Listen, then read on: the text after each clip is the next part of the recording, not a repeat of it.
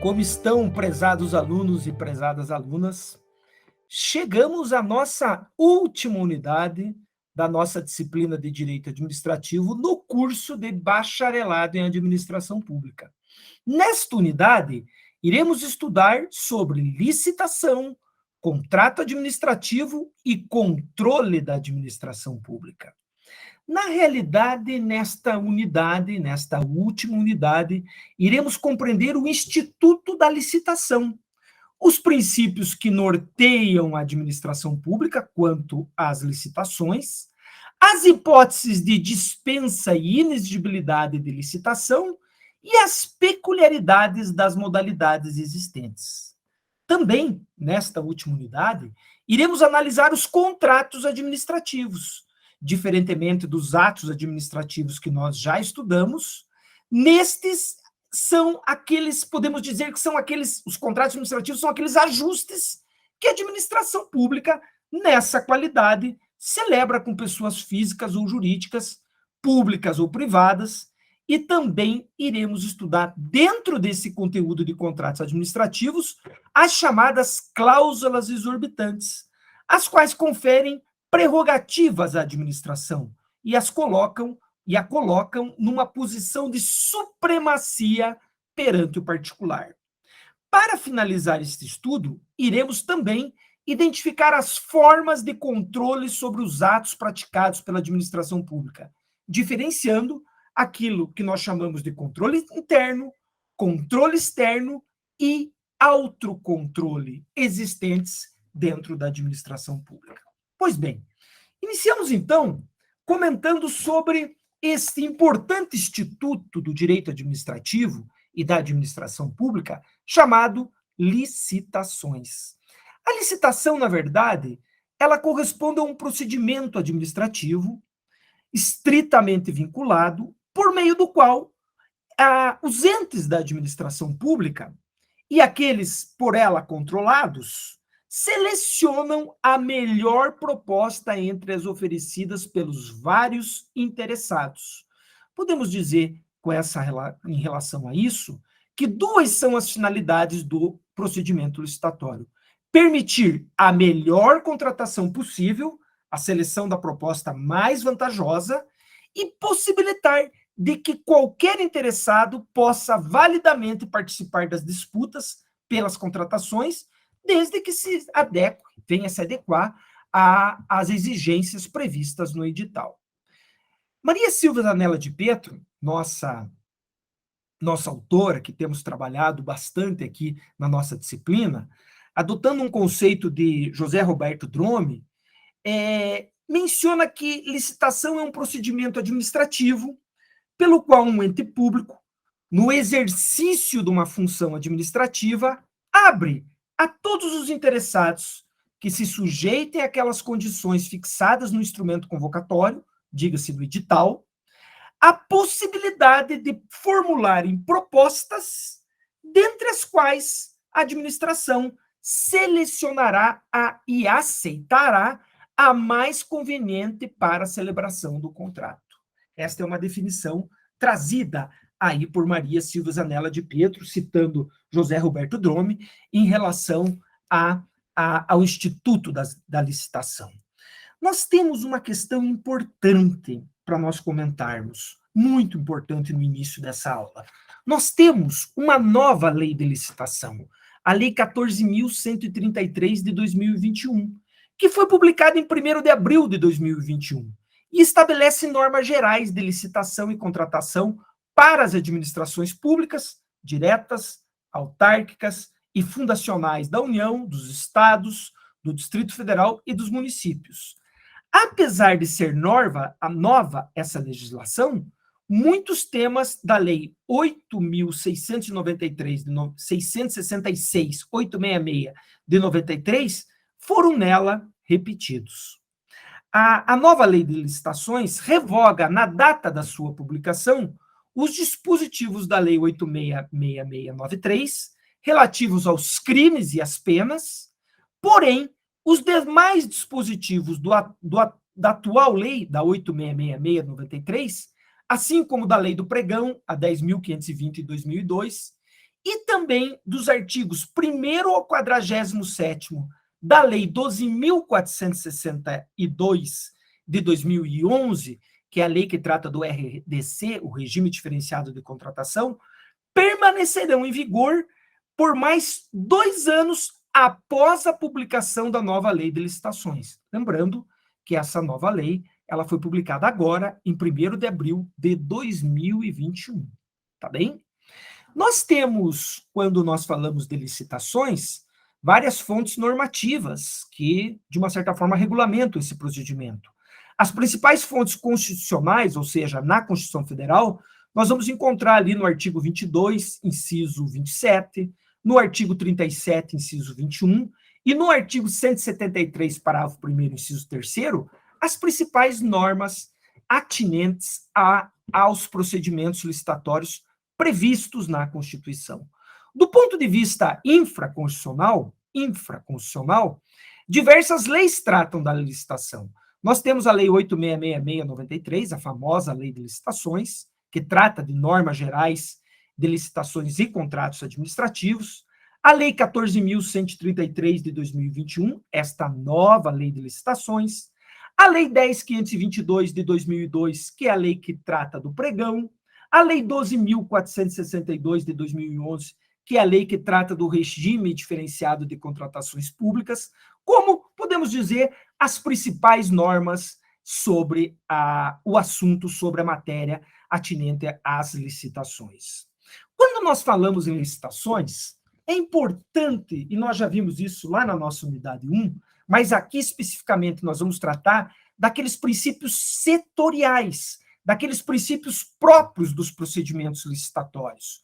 Então, nós começamos com o primeiro princípio importante no procedimento licitatório, chamado princípio da vinculação ao instrumento convocatório. Obriga a administração a respeitar estritamente as regras que haja previamente estabelecida para disciplinar o certame. Aliás, está consignado ali nos artigos 41, 43 da 8.666/93, este importante princípio da vinculação ao instrumento convocatório.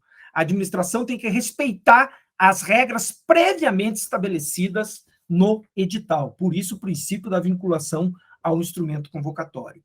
Outro princípio setorial importante que nós temos é o princípio da vinculação, ou princípio, melhor dizendo, do julgamento objetivo. Esse princípio do julgamento objetivo decorre do princípio da legalidade, porque menciona que o julgamento das propostas devem ser feitos de acordo com critérios fixados no edital. Ou seja, as regras do julgamento elas devem ser prévias, elas devem ser objetivas, claras e induvidosas. Por isso, princípio do julgamento objetivo. Essa preocupação, inclusive, está enfatizada no artigo 45 da Lei 8.666. Outro princípio importante, um princípio setorial, um princípio próprio, é o princípio da adjudicação compulsória ao vencedor. Esse princípio, de Pietro, citando Meirelles, diz que a administração não pode, concluído o procedimento licitatório, atribuir o objeto da licitação a outra pessoa que não pode atribuir a outra pessoa que não seja o vencedor, né? Salvo se este desistir expressamente do contrato, ou não vir afirmá-lo no prazo estabelecido, a menos que se comprove um justo motivo. Então, esse princípio da adjudicação compulsória, ele é importante porque a administração pública, ela não pode, concluído esse procedimento, atribuir a outrem o objeto da licitação que não venha a ser o vencedor, salvo se este desistir expressamente do contrato ou não firmar dentro do prazo estabelecido, né? Essa é uma importante relação do chamado princípio da adjudicação compulsória ao vencedor. Pode dar a ideia de que, uma vez concluído o julgamento, a administração está obrigado a adjudicar. Isso não ocorre porque nós já vimos na relação da revogação dos atos administrativos que pode ocorrer uma revogação motivada em qualquer fase. Agora, é importante de que esse princípio da adjudicação compulsória ao vencedor, Em regra, ele atribui àquele que venceu o objeto da licitação, né? Quando se fala aqui que a administração pública ela poderia, em tese, vir a revogar um procedimento licitatório, um critério de oportunidade, um critério de conveniência, né? Quando se perdeu o objeto dessa licitação, vamos dizer, então, que não haveria um direito subjetivo à adjudicação quando a administração opta pela revogação do procedimento. Mas a regra é que, uma vez concluído o procedimento, tem que ser atribuído o objeto desta licitação àquele que foi o vencedor, salvo se desistir expressamente ou perder o prazo, não firmar dentro do prazo estabelecido. Por isso, princípio da adjudicação compulsória ao vencedor. Um outro princípio importante que tem se ultimamente comentado muito, inclusive ele vem na nova lei de licitações, é o princípio do desenvolvimento nacional sustentável. E esse desenvolvimento nacional sustentável, ele já é um dos objetivos da licitação na regra da Lei 8.666, mas na nova lei de licitação, principalmente ali nos artigos 5º, no artigo 11, além de ser um objetivo, constitui-se um princípio de licitação. O desenvolvimento nacional sustentável compreende, além do crescimento econômico, o aumento da qualidade de vida dos seus cidadãos, né? O incremento da política pública, a promoção da inovação tecnológica, o aumento da adequação, da funcionalidade das instituições. Então, é um princípio que tem sido muito comentado e veio agora novamente, não só como um objetivo, mas na categorização de um princípio na nova lei de licitações que nós passamos a ter a partir aí do ano de 2021, né? Uma outra questão importante que se tem quando a gente comenta sobre licitações é estudar as modalidades dos procedimentos licitatórios, né? Então, eu vou fazer aqui o comentário com vocês de algumas modalidades, utilizando aqui a lei vigente ainda, 8.666/93, mas também fazendo um comentário sobre a lei 14.133 de 2021, porque nós tivemos nessa lei nova, na edição dessa lei nova, algumas mudanças em relação a essas modalidades de licitação. Então, a primeira modalidade que nós temos, modalidade importantíssima, é a concorrência. A concorrência, ela vem ali prevista no artigo 22, parágrafo 1º, da lei 8.666/93, e é aquela modalidade de licitação entre quaisquer interessados que, na fase inicial de habilitação preliminar, comprovem possuir os requisitos mínimos de qualificação exigidos no edital, né, para a execução do seu objeto.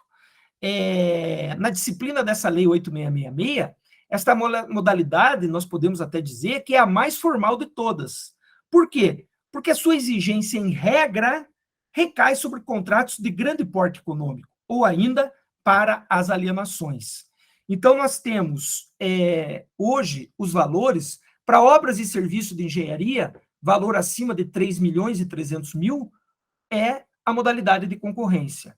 Para compras e demais serviços, que não entrariam a obras de engenharia, valor acima de 1.430.000. Na nova lei de licitação, a concorrência também está prevista, porém no artigo 28, inciso 2, e artigo 29. Mas na lei 14.133, essa nova lei que está vindo aí, ela também prevê essa modalidade de concorrência. A tomada de preço, na sequência aqui, a tomada de preço, ela é uma modalidade de licitação exigida para a contratação de valores médios, de vulto econômico médio. Está previsto ali no artigo 23.1b e artigo 23.2b da lei 8.666, houve uma atualização desses valores, tal qual a concorrência, e hoje nós temos para as obras e serviços de engenharia a modalidade de tomada de preços até o valor de 3.300.000. Para compras e demais serviços, até o valor de 1.430.000. Notem que para a modalidade de concorrência, ela diz valor acima de 3.300.000, valor acima de 1.430.000. Aqui ela limita até 3.300.000 para obras de engenharia, até 1.430.000 para compras e demais serviços. Porém, há uma situação a se falar, e importante, que a nova lei de licitação, a nova lei de licitação que nós temos, a 14.133 de 2021, extinguiu esta modalidade de tomada de preço prevista na Lei 8.666 de 93. Tá bem? Uma terceira modalidade que nós temos é o convite. O convite é utilizado para contratações de menores valores, para aqueles de valores menores, né? Exigindo-se, no mínimo, 3 interessados, escolhidos pela unidade administrativa que vai realizar o certame, facultando a participação aos demais cadastrados que manifestem seu interesse com uma antecedência mínima de 24 horas da apresentação das propostas. E assim como a concorrência e a tomada de preço ela é baseada por valores, o convite também. Para obras e serviços de engenharia, valor até R$330 mil. Para compras e demais serviços, valores até R$176 mil. A nova lei de licitação também extinguiu esta modalidade prevista na Lei 8.666. Tomada de preços e convite não fazem mais parte das novas modalidades de licitação previstas aí na nossa nova lei de licitação. Tá bem? Importante essa relação aqui para ficar bem claro no decorrer aí do curso, na webconferência, nós vamos conversar bastante sobre isso também, porque nós temos aí ainda em vigência a 8.666, mas nós já temos uma outra lei também que está sendo, de uma certa forma, operacionalizada, né? Então, isso pode trazer, sim, alguma confusão, mas vamos deixar isso bem claro. Outra modalidade na sequência que nós temos ali é o concurso. E o concurso é uma modalidade de licitação entre quaisquer interessados para escolha de trabalho técnico, de trabalho científico, de trabalho artístico, mediante atribuição de prêmios, ou muitas vezes não de prêmios, mas de remuneração aos vencedores. É o que vem previsto no artigo 22, no seu parágrafo 4º, no seu inciso 4º, parágrafo 4º da Lei 8.666 de 93. Na nova lei de licitação, na 14.133 de 2021, o concurso está previsto no seu artigo 6º, inciso 39 da mesma lei, tá? Da lei nova, da 14.133 de 2021. Temos também o leilão. Leilão é uma modalidade de licitação importante, realizado entre quaisquer interessados para a venda de bens móveis inservíveis para a administração pública, ou de produtos legalmente apreendidos ou penhorados. Aqueles produtos apreendidos e penhorados, quando a gente vê um leilão da Receita Federal, por exemplo, de produtos apreendidos, penhorados, não deixa de ser uma modalidade de licitação. Ou ainda para alienação, compra e venda, né? Alienação para a venda, alienação de bens imóveis, previstos ali, tem uma previsão no artigo 19 da Lei 8.666, desde a quem oferecer o maior lance, né? Ou igual ou superior ao valor da avaliação. Na nova lei de licitação, o pregão está previsto também ali no artigo 6º, na Lei 14.133 de 2021. Também consta a modalidade de leilão ali prevista. Deixa eu colocar aqui para vocês, só para a gente poder observar. Ainda, nós temos uma outra modalidade, que é o pregão.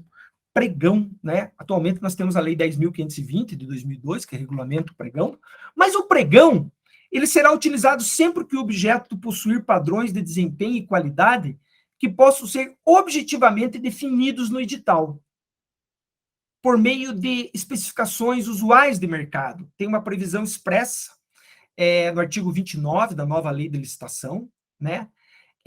Pela redação do artigo 6º da nova lei de licitação, o pregão é uma modalidade de licitação obrigatória para aquisição de bens e serviços comuns. O que seriam esses bens e serviços comuns? A doutrina nos diz que são aqueles cujo critério de julgamento poderá ser o de menor preço ou o de maior desconto, né? Lembrando que essa modalidade ela não é utilizada para obras e serviços de engenharia, e também para serviços técnicos especializados de natureza predominantemente intelectual, conforme o artigo 29, parágrafo único da nossa nova lei de licitações, a Lei 14.133 de 2021, tá bom? Lembrando, então, o que é importante, que a nova lei de licitação, ela estabelece em seu artigo 28 as seguintes modalidades de licitação. Vejam bem, a nova lei de licitação, ela prescreve, estabelece no seu artigo 28 as seguintes modalidades de licitação: pregão, concorrência, concurso, leilão e diálogo competitivo. Uma nova licitação prevista nesta lei nova que nós temos. Esta nova lei extinguiu as modalidades de tomada de preço e convite, que estão previstas na 8666 de 93, e instituiu essa nova modalidade de licitação denominada de diálogo competitivo. O que vem a ser esse diálogo competitivo? Diálogo competitivo é uma modalidade de licitação, tá? É uma nova modalidade de licitação prevista na nossa nova lei. Para a contratação, utilizada para a contratação de obras, serviços e compras, em que a administração pública realiza diálogos com os licitantes, previamente selecionados, mediante critérios objetivos, com a intenção, com o intuito de desenvolver uma ou mais alternativas capazes de atender às suas necessidades, devendo os licitantes apresentar proposta final após o encerramento deste diálogo. Então, esta é a nova modalidade que nós temos também com uma previsão expressa ali no artigo 6º da nova lei de licitações. Tá bom? Importante nós termos essa ideia. Nós temos hoje essa situação aí, né, desse andamento dessa nova lei, que está aí no dia a dia nosso já, mas também junto com a Lei 866, que ainda hoje, na data de hoje, está vigente ainda, mas que nós temos que ficar atentos a essas mudanças legais que nós tivemos em relação aos procedimentos licitatórios, né? Outro assunto interessante, quando a gente fala sobre licitação, além de você ter uma noção dos princípios, além de você ter uma noção das modalidades, é nós termos uma noção do que se denomina de dispensa e inexigibilidade de licitação, né? A regra geral sempre é a obrigatoriedade de realização de licitação, para que a administração pública possa realizar o contrato, né? Em algumas situações, a administração pública pode dispensar a licitação ou torná-la inviável, ou melhor, inexigível. É porque é inviável. Ela é inexigível porque há uma inviabilidade de realizar o certame. Na verdade, nós temos uma definição muito interessante da Di Pietro, da nossa professora, Maria Silva Zanella Di Pietro, que explica muito bem essa diferença entre dispensa e inexigibilidade de licitação.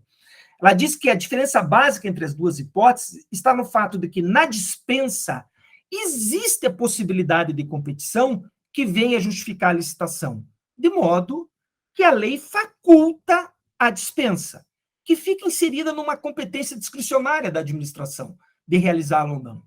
Já nos casos de inexigibilidade, não há possibilidade de competição, porque só existe um objeto, só existe uma pessoa que venha atender às necessidades da licitação. Por isso, as necessidades da administração quanto à licitação, né? Por isso que a licitação, ela é inviável. Percebem? Uma diferença bem interessante entre essas duas categorias, dispensa e inexigibilidade.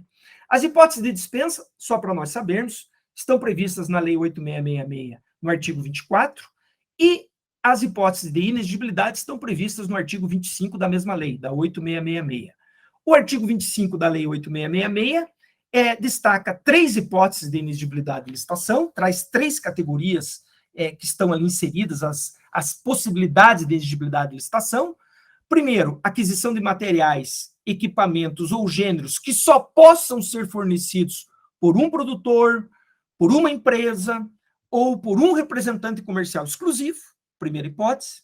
A segunda, a contratação de serviços técnicos por profissionais especializados, o que torna a licitação inexigível. E também uma questão interessante, bastante comentada hoje em dia, inclusive, aí, sobre a inexigibilidade para a contratação de profissionais de setor artístico, né? Uma outra possibilidade prevista na lei. Na nova lei de licitações, as hipóteses de inexigibilidade de licitação estão previstas no artigo 74 da Lei 14.133 de 2021, artigo 74. E as hipóteses mencionadas nesse artigo não trazem grandes novidades em relação ao artigo 25 da Lei 8.666, ou seja, mantém-se nessa nova lei as mesmas hipóteses trazidas já pela Lei 8.666. Em relação às hipóteses de dispensa de licitação na nova lei, as mesmas foram catalogadas ali no artigo 75, são dezenas de situações, em grande parte também foram mantidas as hipóteses previstas no artigo 24 da Lei 8.666, mas, porém, assim, até sem repetir integralmente o elenco de todas aquelas hipóteses previstas no artigo 24 da 8.666, mas estão previstas ali no artigo 75 da Lei 14.133 de 2021. Tá bem?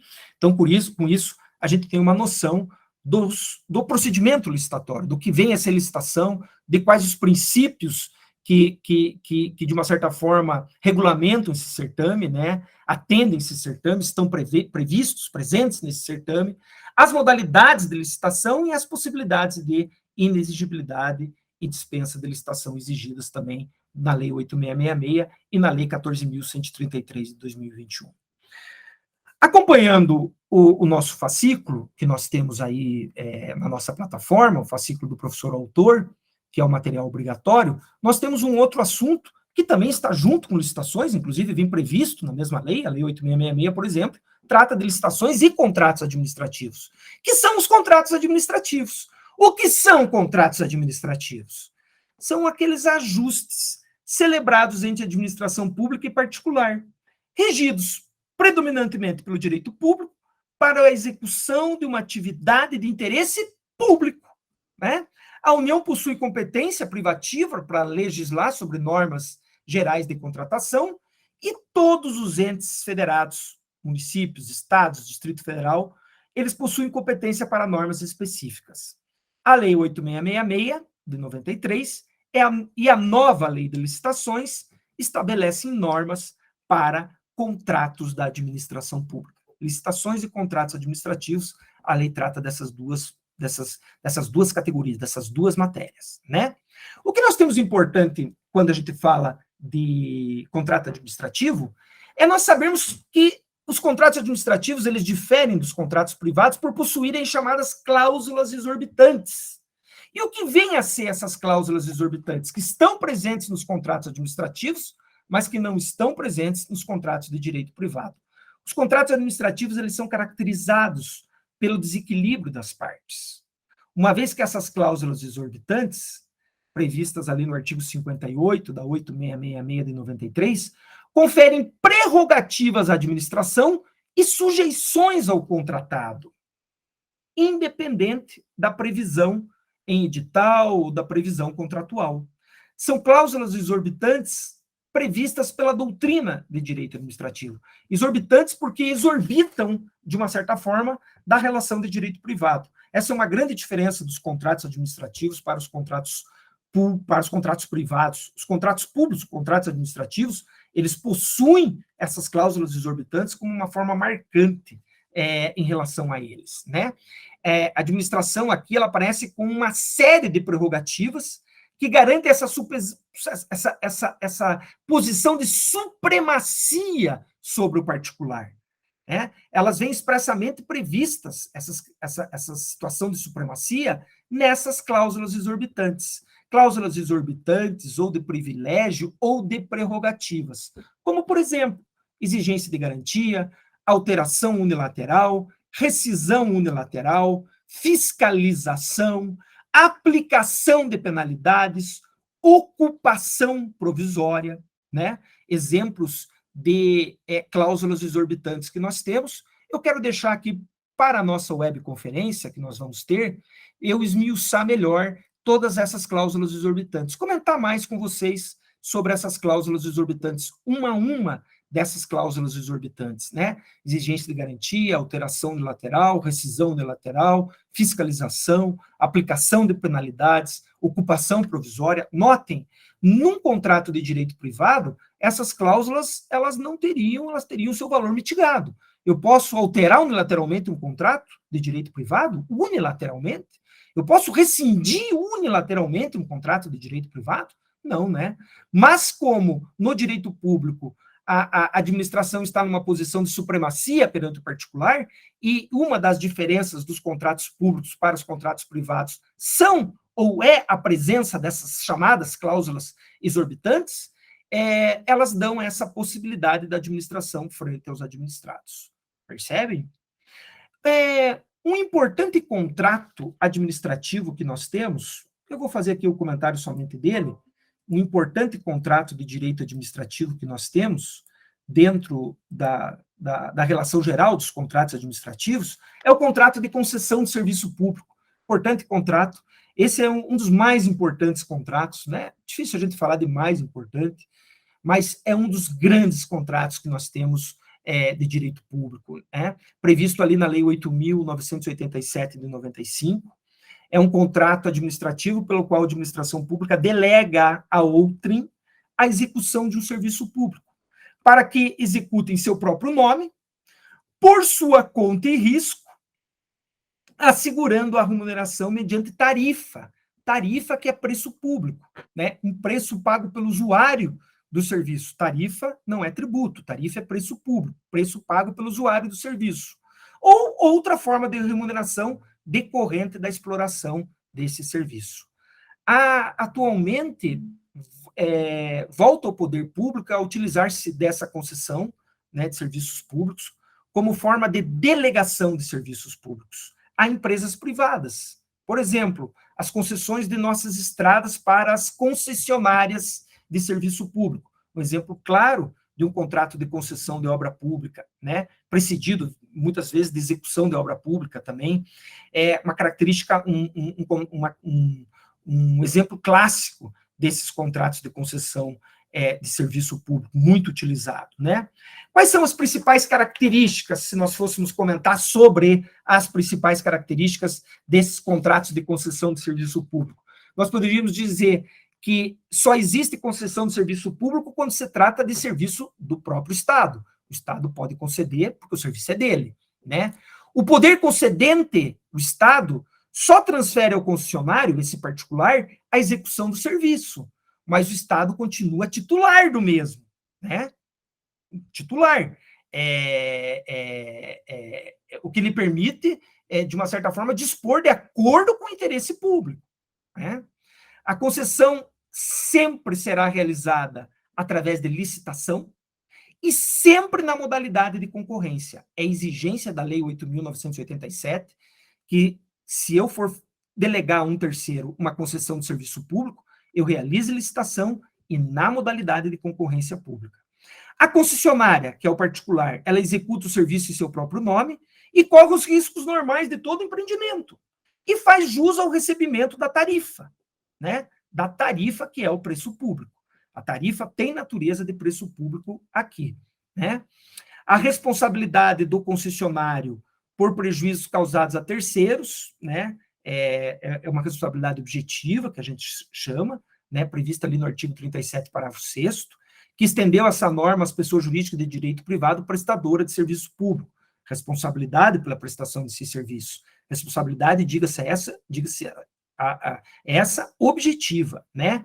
A rescisão unilateral da concessão antes do prazo estabelecido é conhecido pela doutrina por o nome de incampação, a rescisão unilateral da concessão antes do prazo de incapação, ou seja, equivale à retomada da execução do serviço público pelo poder concedente. Incampação é quando o poder concedente, o Estado, ele, de uma certa forma, quer retomar esse serviço antes do prazo estabelecido, né? Rescisão unilateral. Em qualquer caso de extinção da concessão, é cabível a incorporação ao poder concernente dos bens da concessionárias necessários ao serviço público mediante indenização. Qualquer caso de extinção de concessão, é cabível a incorporação a esse poder concernente dos bens do concessionário necessários ao serviço público mediante indenização, né? O que se chama na lei, no artigo 36 da Lei 8.987, dá-se o nome disso de reversão, né? Só uns comentários aqui para a gente ter uma noção sobre esse importante contrato público, denominado de contrato de concessão de serviço público, tá? E ainda por último, nessa nossa unidade, nós temos uma questão relacionada às formas de controle, né? Ao controle da administração pública. Na verdade, o ordenamento jurídico, ele consagra diversas espécies de controle da atuação administrativa que serão exercidos no âmbito da própria administração ou por órgãos externos. E entre os principais tipos de controle, nós temos como formas de controle, eu coloco aí para vocês, primeiramente, o controle administrativo, ou denominado autocontrole. É aquela prerrogativa que possui a administração pública para fiscalizar e para corrigir seus próprios atos, conhecidos como controle administrativo, né? Ocorre a partir de critérios de legalidade, critério de mérito, compreende os órgãos da administração direta e também as pessoas jurídicas da administração indireta, conforme a gente já viu lá na nossa unidade 2, né? É o poder de autotutela que permite à administração rever os seus atos, rever os seus próprios atos, né? Quando ilegais, inoportunos ou inconvenientes. Aqui utiliza-se aquela súmula que eu já havia falado para vocês numa aula anterior, uma das súmulas mais importantes do direito administrativo, que é a súmula 473 do Supremo Tribunal Federal, 473 do STF, que diz que a administração pública pode anular os seus atos quando eivados de vícios que os tornem ilegais, ou revogá-los por motivo de conveniência e oportunidade, respeitados os direitos adquiridos e ressalvado em todos os casos sempre a possibilidade de apreciação judicial. Você lembra quando nós comentamos da convalidação dos atos administrativos, revogação, nulidade, que eu falei para vocês dessa súmula? Essa súmula é muito importante. E ela, nesse quesito de forma de controle, de autocontrole, de controle administrativo, ela é muito utilizada. Um outro controle que nós temos é o controle legislativo, é aquele exercido pelo Poder Legislativo sobre os atos do Poder Executivo, função própria do Poder Legislativo, né? A partir de critérios políticos, financeiros, nos limites fixados pelo texto constitucional que nós temos. Existe uma previsão na Constituição, no artigo 70 da Constituição Federal, esse controle legislativo. No artigo 49, inciso 10, também da Constituição Federal, há uma menção ali sobre esse controle legislativo, importante controle feito nessa sistemática de controles da administração pública. O controle do Tribunal de Contas, né, o TC, o Tribunal de Contas é um órgão auxiliar do Poder Legislativo, que tem competência de fiscalizar as despesas da administração, fiscalização financeira, fiscalização orçamentária, que visa, de uma certa forma, ao reconhecimento e apuração de possíveis ilegalidades, de possíveis irregularidades. Então, é um órgão auxiliar do Poder Legislativo, os tribunais de contas, por isso o controle do Tribunal de Contas também colocado aqui nessa parte da disciplina. O controle jurisdicional, né, jurisdicional, e aí o próprio nome já diz, constitui justamente, junto com o princípio da legalidade, um dos fundamentos de que repousa o Estado de Direito, né? De nada adiantaria sujeitar-se à administração pública à lei, se seus atos não pudessem ser controlados por um órgão dotado de garantias, de imparcialidade, por exemplo, que permitisse apreciar e, se for o caso, invalidar, por exemplo, os atos ilícitos pela administração pública praticados, né? Por isso, o controle jurisdicional. E o último controle, o chamado controle privado, o controle feito pelo cidadão. Artigo 74, parágrafo 2º da Constituição.